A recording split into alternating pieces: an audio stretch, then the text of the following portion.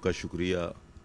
شہادت کانفرنس ہو یا میلاد شریف کا پروگرام ہو، میں جب بھی یہاں آیا ہوں تو آپ نے انتہائی محبت کے ساتھ میزبانی کی، مہمان نوازی کی. آپ کا شکریہ. اور چودھری پرویز اشرف صاحب اور بھائی محمد شفیق صاحب اور قاری یونس صاحب، ان کا بھی شکریہ کہ ان کی دعوت پر شہادت کانفرنس میں آنا ہوتا ہے. آپ کے ساتھ دیگر جتنے دوست بیٹھے ہیں، مولانا اجمل چشتی صاحب. میں صرف ایک بات یہاں پر کروں گا.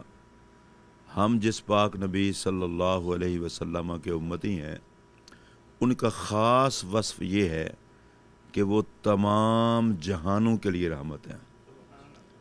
ان کی رحمت کا دائرہ کار صرف اور صرف نہ صرف انسانوں تک ہے، نہ صرف مسلمانوں تک ہے، بلکہ کائنات کی کوئی شے ایسی نہیں کہ جو سرکار کی رحمت سے فیض نہ پاتی ہو.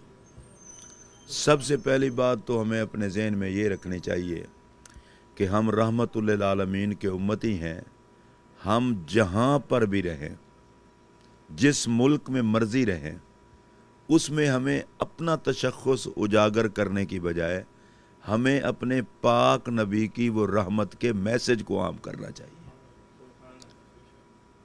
کوئی کسی بھی مذہب سے تعلق رکھتا ہو، اس کا کوئی مذہب بھی ہو سکتا ہے، ہر مذہب کے فرد کے لیے میرے پاک نبی صلی اللہ علیہ وسلم رحمت بن کر تشریف لائے، اور وہ رحمت کا پیغام ہمیں وہاں تک پہنچانا چاہیے.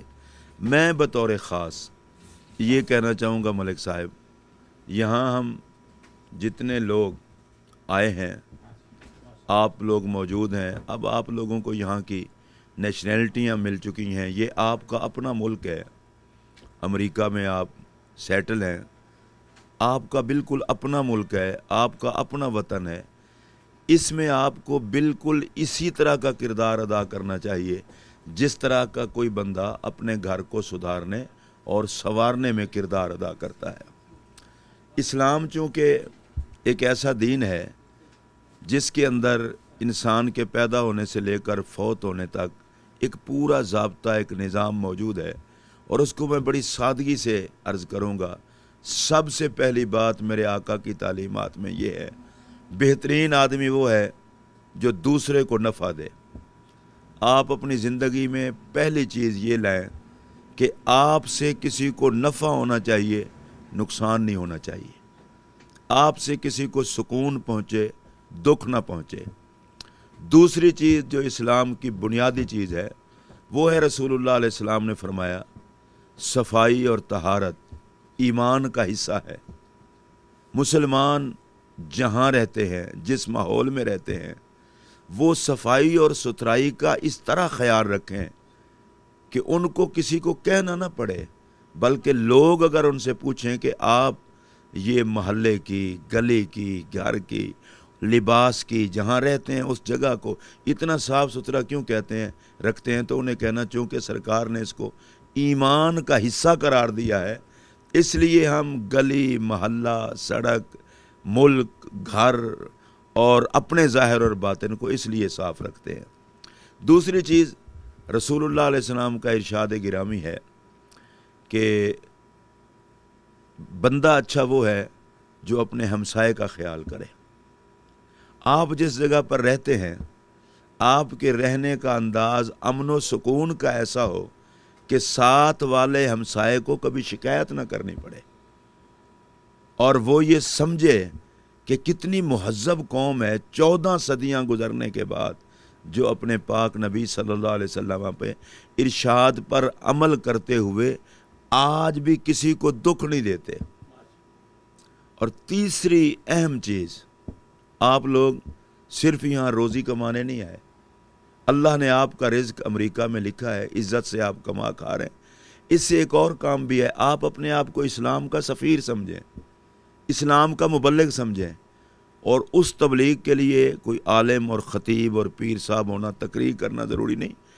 کردار آپ کا مبلغ ہو سکتا ہے. لین دین کلیئر رکھیں، نہ کسی سے دھوکہ کھائیں، نہ کسی کو دھوکہ دیں، نہ کسی کے ساتھ فراڈ کریں، نہ کسی کوئی فراڈ کرے. اور دولت کی لالچ اور حرص و ہوس کے لیے رسول اللہ علیہ السلام کے بتائے ہوئے ضابطے کو نہ چھوڑیں. لوگوں کو پتہ چلے کہ دنیا اور دولت کے اس مادی دور میں بھی مسلمان کا تعلق اپنے نبی کی تعلیمات سے ہے.